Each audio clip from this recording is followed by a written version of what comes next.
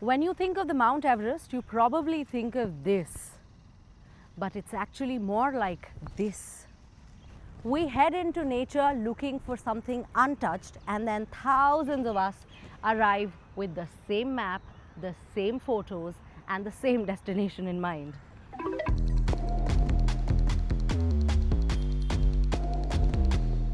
That puts a lot of pressure on this fragile ecosystem. So how do we go on that hike responsibly? Oh, perfect.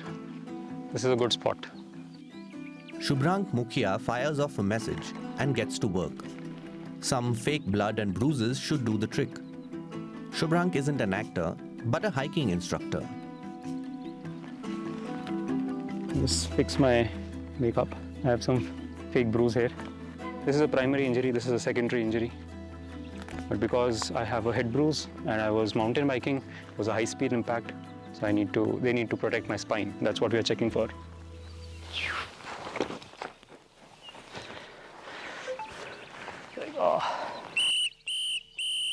Shubhrank's performance is part of a training program for people wanting to learn the ins and outs of hiking in the Himalayas. Getting an injured person back to safety without calling for helicopter rescue is an important module in the program. The company Shubhrank co-founded teaches people to administer first aid as well as how to camp simply using minimal resources. The goal is to teach sustainable hiking and trekking skills deep in the alpine forests of the Himalayas. We definitely receive a lot of heartwarming messages that this course also helped us bring lifestyle changes. We are more conscious about our choices now, about our footprint now. We just have to make not throwing litter on the track cool. Right now, that's not cool. Right now, just clicking pictures and posting on social media is cool. We just have to bring the shift that this is recreation, but there is also skill. And once that shift happens in the mindset, I don't think somebody would throw garbage on the trail. A survey of hikers and mountaineers worldwide showed that 99.7% of them encounter trash on each trip. Without support from porters, cooks and guides, this style of hiking teaches enthusiasts how to behave in the wild while keeping their impact on delicate forest ecosystems to a minimum.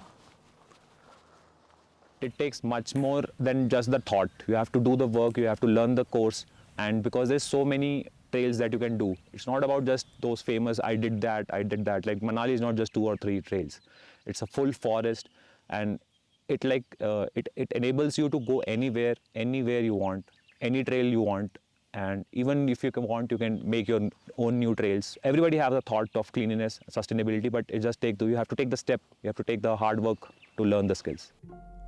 However, the vast majority of adventure tourism in the Himalayas is far from mindful about its impact on the environment.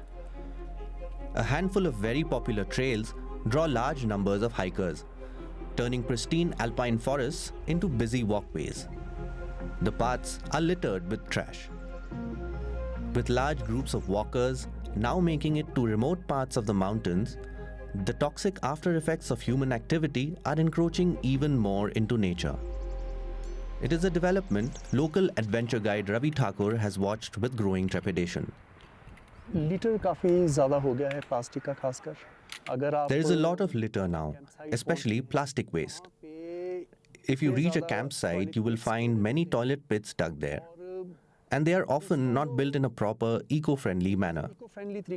Because of the heavy footfall on the trail, much of the human waste ends up flowing into our streams and water channels. The same water is then used by people living in the valleys below. And many people fall ill because of it.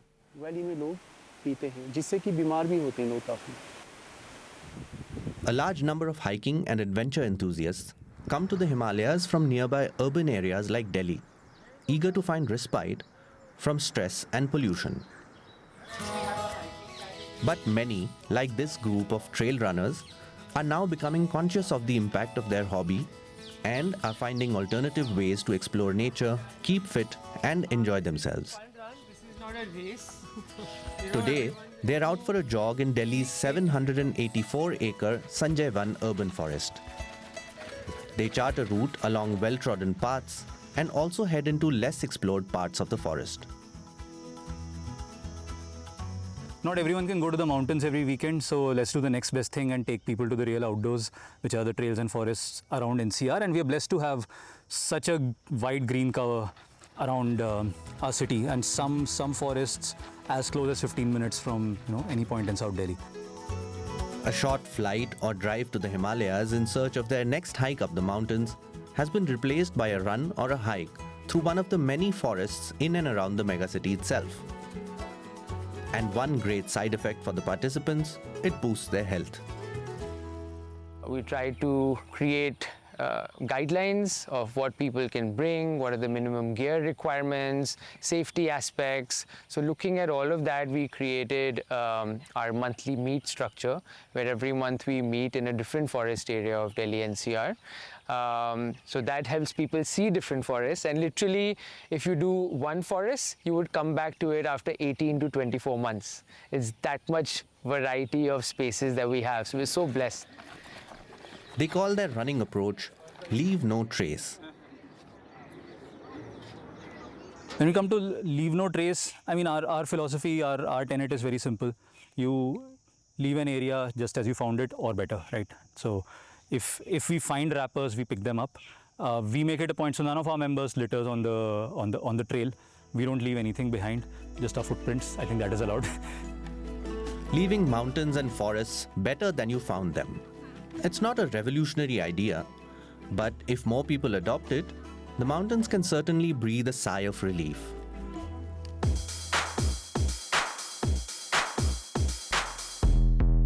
Saving salmon by firing them through a cannon? This theme park ride for fish is solving a very real problem. These currently generate the largest share of the world's clean energy, hydropower. But for fish, they're basically a dead end. Dams prevent fish from swimming up or downstream, and for many freshwater fish, that's a major reason populations are struggling. Ladders or lifts can help them move, but they're often ineffective. Here, fish swim into the system freely. Inside, a scanner takes a snapshot to document their size, sex, injuries, and more. The tech can even tell species apart, so native fish go through while invasive ones can be filtered out.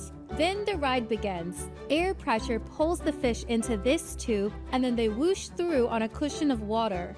They plop directly into the river. Sounds scary, but a US study found no extra stress, injury, or lower survival. Just a weirdly efficient shortcut.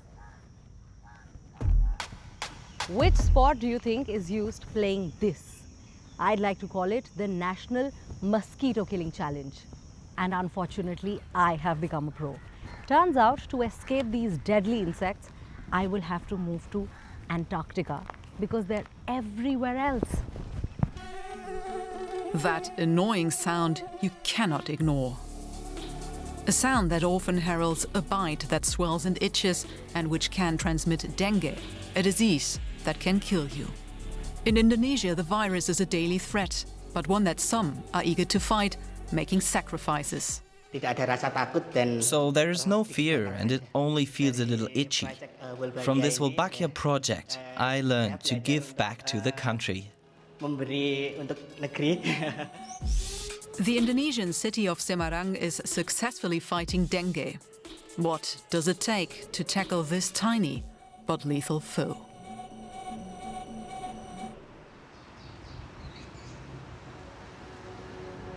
This is not a normal neighborhood gathering.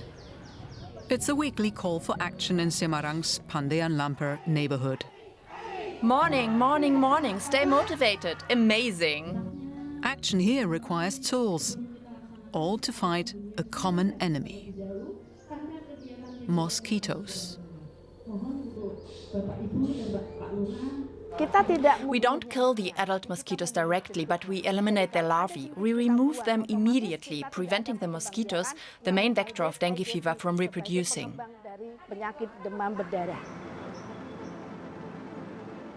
Badria leads by example. She's a driving force in Semarang's community health forum. She frequently goes from house to house, yard to yard, checking drains and inspecting water tanks in the neighbors' houses for mosquito eggs, because standing water can become their breeding ground. Sangat membantu ya Pak ya. It's really helpful. It's the rainy season now, so there are lots of mosquito larvae. Hopefully this can help reduce them. The relentless routine of checks keeps the community alert and safe. 2 bathrooms, all negative. Water jug, negative. Pots and tubs in gardens also need to be inspected. This one here needs to go as a precaution. Inside the next house, nothing is found. That's a good sign. Miss, I want to check the bathroom. It looks clean. And there are no mosquito larvae, just dirt, sand, right? Yes, sand and dirt. Mosquitoes usually tend to be at the corner, but there aren't any. While part of the team continue their quest inside, outside the others are stripping the neighborhood of anything a mosquito might love, including fallen leaves and soggy debris in the watercourse here. They make perfect humid hideout for mosquitoes and their eggs. Every discovery from today's mission goes straight to the health authorities, fuel for the city's fight against dengue. The program has effectively reduced the breeding of Aedes aegypti mosquitoes, the primary vector of dengue fever. Taking action like this is one element of Semarang's quest to improve people's health. Another is the work of health officer Jaropia Wardi. Her secret weapon is this capsule. When dissolved, it becomes the game changer in combating dengue transmission. It contains mosquito eggs injected with a bacteria called Wolbachia.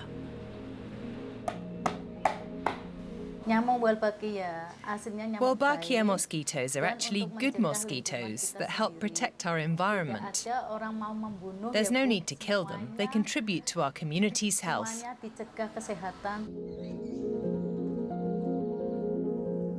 It takes only a few days until the eggs hatch. Carrying the bacteria is harmless for the insect, but it stops the dengue virus from replicating. Therefore, it reduces transmission and the mosquitoes stay in the ecosystem as pollinators and a food source for other animals. Yet, the Palebon neighborhood residents were initially reluctant to get on board. After all, mosquitoes have a bad reputation. Nobody wants them around. At first, not all residents accepted the buckets. Some agreed, while others refused. I felt unsure about the program because of those who rejected it. Some even threw the buckets away, which honestly made me upset. However, about 2 months later, those who initially refused began to accept the program willingly. They said, "Mom, you can leave the Wolbachia bucket here, it's okay. Those mosquitoes are good ones, not harmful." Her neighbor Sri Mulyati has made peace with the annoying insect too. Around 95% of the mosquitoes here are Wolbachia positive, harmless. But in our daily experience, everything feels the same. There were still many mosquitoes yesterday. Indeed, every time it rains here, there are always mosquitoes. So for me, there hasn't been any significant change. It all feels the same. But when the mosquitoes bite, it no longer causes problems. Maybe that's how it works. And in fact, nothing has happened to us. Dengue exploded in 2024. Millions of cases and over 11,000 deaths worldwide. Indonesia is a dengue hotspot in Southeast Asia. Climate change supercharged the outbreaks. Hotter temperatures and heavier rains equal mosquito paradise. With its 1.6 million citizens, Semarang is regarded as one of Indonesia's healthiest cities, mainly due to its fight against dengue. Depending on the neighborhood, dengue cases have dropped by 50 to 70% in just 3 years. In this lab in Yogyakarta, scientists are scaling up the production of Wolbachia eggs to turn killers into harmless insects. From 8 million Wolbachia eggs a week to 36 million. Generations of good Wolbachia mosquitoes hatch here, ready to be released into the wild. The offspring too will carry the Wolbachia bacteria and can spread dengue anymore. Lab technicians like Yuski Roman sacrificed their blood to feed the mosquitoes for years. Now the insects get cow's blood instead. But he wants to show us how it used to be done. Being bitten by a Wolbachia mosquito feels just like being bitten by a regular mosquito. It's itchy, it's a bit painful when it pierces the skin. But because I've gotten used to it and trust the safety of Wolbachia mosquitoes, I don't worry about it. Through this Wolbachia project, I learned to give back to the country.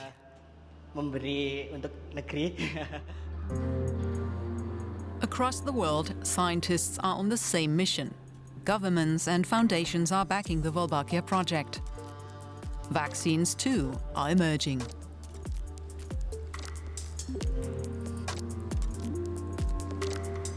But Semarang's fight isn't just against mosquitoes. It's against water, too.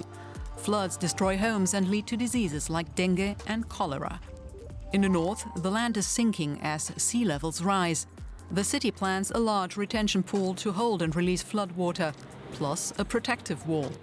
Pumping stations here are unreliable. Canals have to be cleaned to stop them clogging. Heavy rainfall increases the risks. Countries like Indonesia, India, Thailand, Vietnam and the Philippines are bearing the brunt of the increase in extreme weather events like monsoon rains and tropical cyclones. In 2025, thousands died in India due to extreme weather, hundreds in Vietnam, and more than 1,200 died in Aceh province in Indonesia due to the severe floods in late 2025. Early warning systems need to be improved. Meanwhile, some battles against the water don't need big budgets. They're being fought at the grassroots. We don't know where's the clouds after we use it. We just buy fast fashion.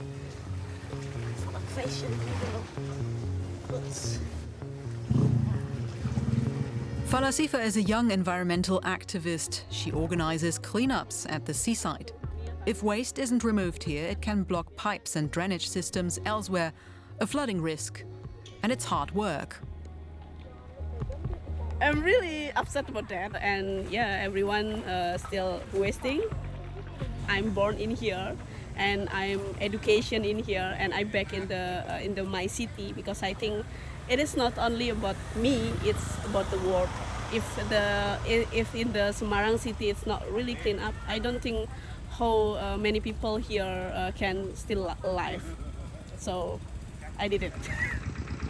Mangunario Beach is slowly getting cleaner. Falasifa has been coming to clean up here for 7 years now. Volunteers also join discussions about the dangers of plastic waste in drains and the ocean and how it harms animals and people. New helpers keep coming, though many still question Semarang's reputation as one of Indonesia's healthiest cities. In my opinion, Semarang cannot be classified as a healthy city because many vehicles pass through it, which results in high air pollution. Moreover, the recent flooding was largely caused by waste, especially due to people who still litter. There is still a lot of work to do. For Falasifa, a healthy city isn't just about improving the environment and combating disease. When I go to in the village near the ocean, they are really helped because every day they fishing in here. They go to the ocean to taking the fish, and then the children just they don't need to the mall or something in the city. They just come here. They're happy. They can swimming on everything. I think it is definition of health in the mind. Over the past decade, Semarang has enhanced the number of activities on offer to help people stay healthy. Not all of them are new. Here, even the youngest participants, whether they are aware of it or not, tap into something that eases stress, lifts their mood, and lets them express their emotions through music.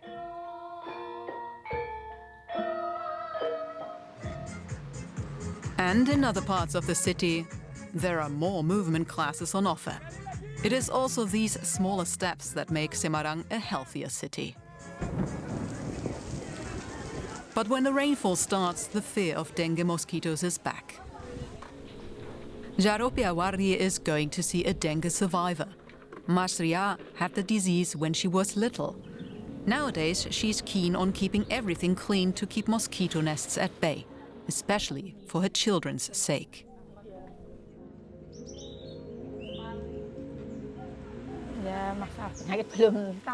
I have 2 children now. As a parent, of course, I worry. I just hope they stay healthy. I don't want what happened to me back then, when I was sick, to happen again.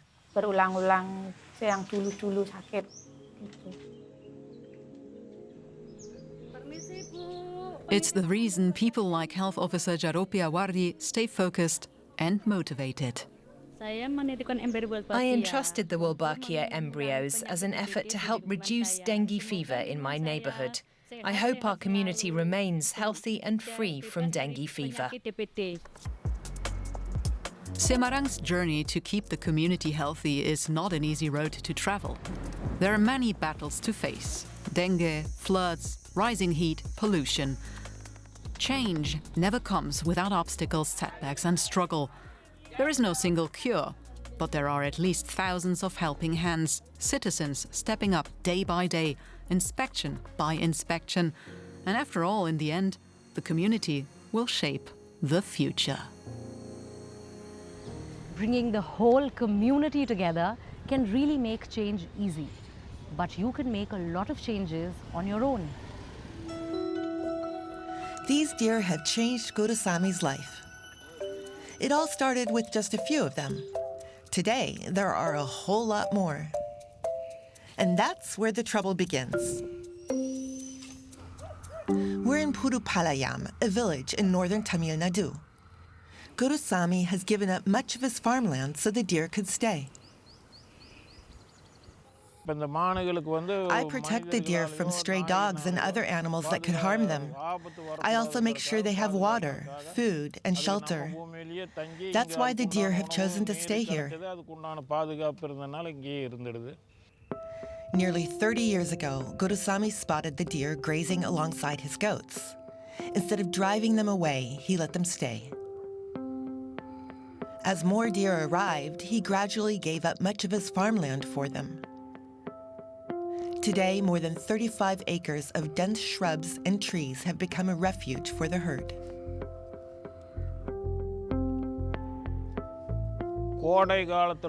Summer has become especially hard for the deer.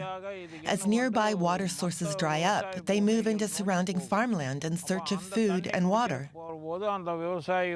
That's created tension with other farmers because the animals often damage crops. Many people try to drive them away with dogs and firecrackers. What Gurusami sees as a sanctuary, many neighboring farmers see as a problem. As the deer wander into surrounding farmland, they often eat and trample crops. We can't farm peacefully anymore because of the growing number of deer. Without proper fencing, it's almost impossible to protect young coconut saplings and other crops from damage. We had to spend nearly 5 lakh rupees to fence our land, all because of the deer problem. For farmers like us, that's a huge financial burden. Many farmers want the deer relocated, but moving them is much easier said than done. Gurusami believes the animals need a protected place to live. As environmental activist Ravindran explains, it's a conflict with no easy solution. The real challenge is that capturing and relocating deer is extremely difficult. Unlike elephants, deer are very sensitive animals and often cannot survive being tranquilized. At the same time, the lack of natural predators has caused their numbers to rise rapidly. Even as an environmental activist, I have to admit that the growing deer population has become a serious problem for farmers. Local authorities are now trying to balance the needs of both people and wildlife. For now, officials hope water holes and new fencing can reduce the conflict. But with the deer population still growing, finding a balance between conservation and farming remains a challenge. The richest 10% people of the globe produce half of global CO2 emissions, while the lowest income 50% produce just 10%. Responsibility has never been equally spread, but the question isn't whether we are responsible for everything. It is whether we can act on what we can influence. Real change needs both individual action and accountability from large-scale polluters. See you next time. Until then, take care. Goodbye. Namaskar.